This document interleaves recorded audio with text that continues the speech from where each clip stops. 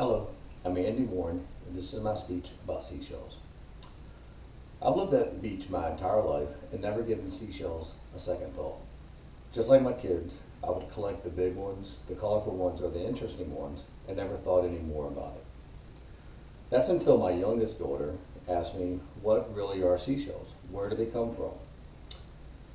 The sea wasn't a good enough answer.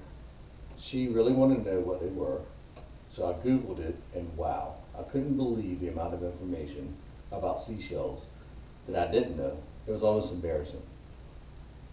This speech is going to go over what exactly a seashell is, the scientific study of seashells, and the robust industry of buying and selling rare shells.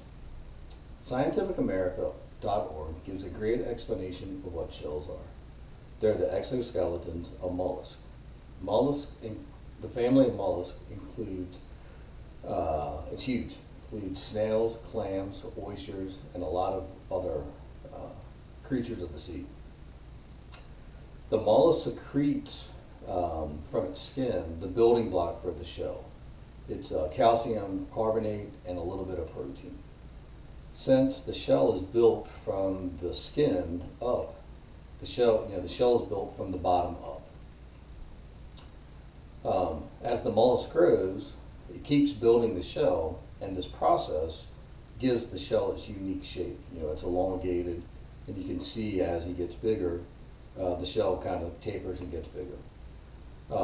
This also creates growth rings in the shell. So it's just like a tree. Scientists can count the rings and tell you how old it is.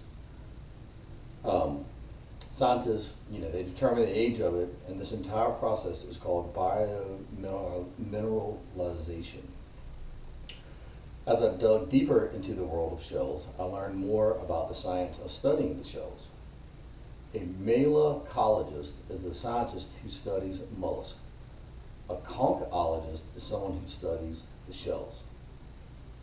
Shellmuseum.org is a great resource to learn more about shells, and the Shell Museum is an actual place in Sanibel Island, Florida.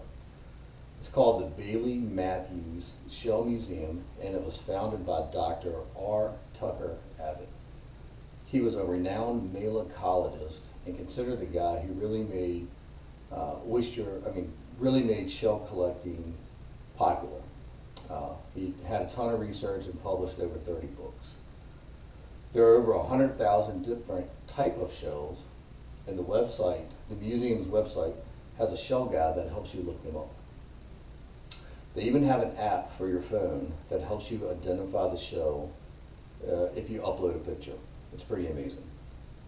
The last topic to discuss is the buy-sell seashell industry. Say that 3 times fast. The internet is full of sites dedicated to this industry. Even eBay has a large amount of shells, rare shells, for sale. All the shells are classified by their scientific name, which is pretty much like a foreign language. I was shocked to see shells from $5 to over $20,000. Concology.com is also one of the larger sites for buying and selling,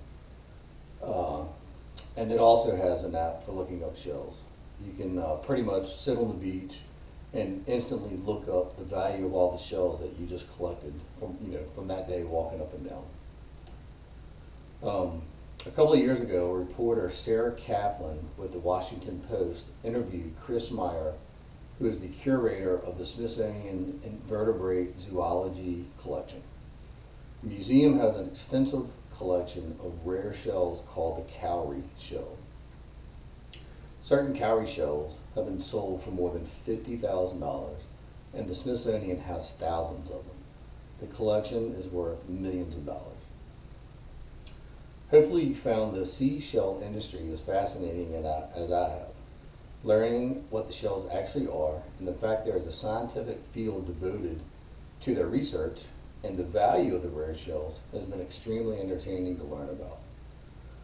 Probably the best takeaway from all of this is my youngest daughter, whose question set all of this in motion, says my answer about where shells come from is finally good enough. Thanks and good night.